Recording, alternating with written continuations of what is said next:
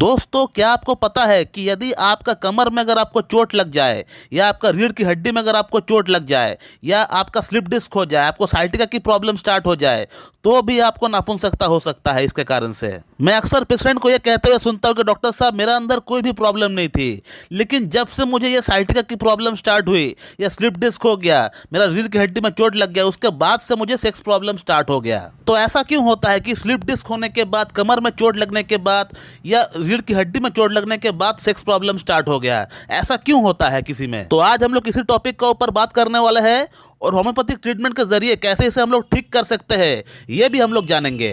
तो मैं डॉक्टर सुब्रता और आप सभी का फिर से एक बार बहुत बहुत स्वागत करता हूं अपने इस YouTube channel homeo care tips पे। तो दोस्तों, ऐसा क्यों होता है कि स्पाइनल कॉर्ड में चोट लगने के बाद, रीढ़ की हड्डी में चोट लगने के बाद, लंबर रीजन में चोट लगने के बाद, L1, L4, L5 में चोट लगने के बाद क्यों सेक्स प्रॉब्लम स्टार्ट होता है?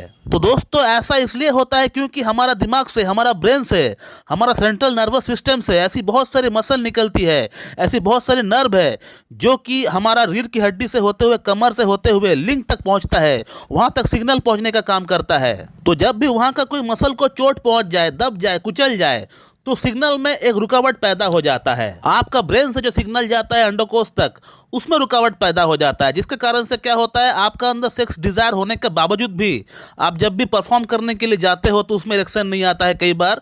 या कई बार जो ऐसे भी पेशेंट हम लोग देखे हैं कि जो स्पर्म काउंट है, जो स्पर्म मोटिलिटी है, वो खराब हो गई है। और हमारे बीच मैक्सिमम लोगों को तो पता ही नहीं चलता है कि इस तरह का चोट लगने के कारण से भी इरेक्टाइल डिस्फंक्शन का प्रॉब्लम हो सकता है। और वो यहाँ वहाँ का लिंक के अंदर ब्लड फ्लो बढ़ाने वाली मेडिसिन खाते हुए रहते हैं, जिससे उनका प्रॉब्लम में कोई भी फर्क नहीं पड़ता है। क्योंकि ये जो केस है, ये न्यूरोजेनिक इरेक्टाइल डिस्फंक्शन का केस है, और न्यूरोजेनिक इरेक्टाइल डिस्फंक्शन का केस के भीतर ब्लड फ्लो का मेडिसिन आप लाख रुपया का खा ले, लेकिन फिर भी आपका यह प्रॉब्लम ठीक नहीं होने वाला। क्योंकि यहाँ पे ब्लड फ्लो का कोई मामला ही नहीं है, यहाँ पे दिमाग से सिग्नल का मामला है, सिग्नल में रुकावट है, तो उसको ठीक करना पड़ेगा, ना कि ब्लड फ्लो यहाँ पे ठीक करना है। तो जब भी मेरे पास कोई पेशेंट आता है सेक्सुअल प्रॉब्लम के रिगार्डिंग, और जब मैं उनका केस टेकिंग करता हूँ, मैं हमेशा इस बात पर फोकस करता हूँ कि कहीं पेशेंट को साइटिका की कोई प्रॉब्लम तो नहीं है, या फिर उनको कोई स्लिप डिस्क की प्रॉब्लम तो नहीं है, या स्पाइनल में कोई प्रॉब्लम तो नहीं है, पीठ में कोई दर्द तो नहीं है।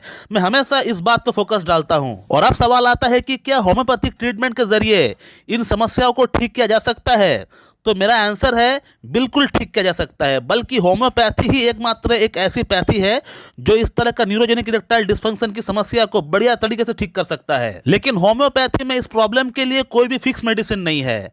होम्योपैथी में किसी भी प्रॉब्लम के लिए कोई भी फिक्स मेडिसिन नहीं होता है, ये शायद मेरे ख्याल से आप लोगों को पता होगा। यूट्यूब पे आपको ऐसी बहुत सारे झोलाछाप पंडित आपको दिख जाएंगे जो आपको इस समस्या के लिए, कोई कहेगा आपको हाइपरिकम लेने के लिए, कोई कहेगा आपको आर्निका लेने के लिए, कोई कहेगा आपको जिंकम मेड लेने के लिए, कोई कहेगा आपको एगारिकस लेने के लिए।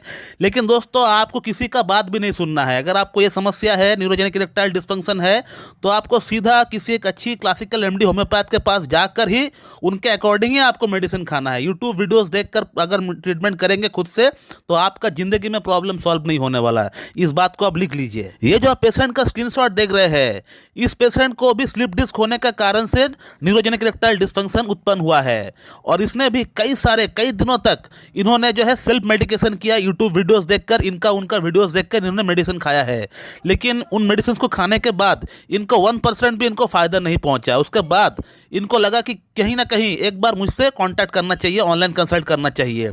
इन्होंने मुझसे आज से 4 महीना पहले कांटेक्ट किए थे अपना सेक्सुअल प्रॉब्लम के रिगार्डिंग, और प्लस साइटिका की जो प्रॉब्लम है उसके रिगार्डिंग हमसे कांटेक्ट किए थे। और अब इस पेशेंट का ट्रीटमेंट चलते हुए हमारे पास 4 महीना हो चुके हैं, और आज से 2 दिन पहले वो हमसे कांटेक्ट किए थे काउंसलिंग कराने के लिए। और काउंसलिंग के दौरान इन्होंने मुझे व्हाट्सएप पे क्या लिखा है, अगर आप थोड़ा वीडियो को पॉज करके पढ़ लेंगे तो आपको समझ में आ जाएगा कि इनको कितना राहत मिल गया है। इनको कौन कौन सी मेडिसिन दी गई थी उसका नाम मैं आपको इन्फॉर्म कर देता हूँ। इनको हाइपरिकम 1 का एक डोज दिया गया था, और हाइपरिकम 10 का एक डोज दिया गया था।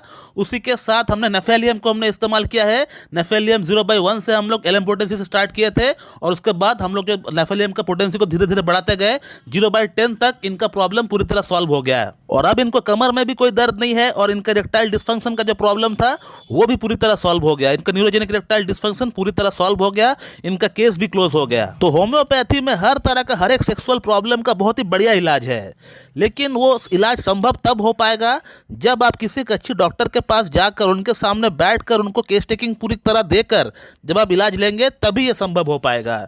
यहाँ वहाँ का वीडियोस देखकर आर्टिकल पढ़कर मेडिसिन खाएंगे खुद से तो वो प्रॉब्लम ठीक होने के चांसेस ना की बराबर है। तो दोस्तों मैं इस वीडियो को यहीं पे एंड करना चाहूंगा। So thank you very much and have a good day.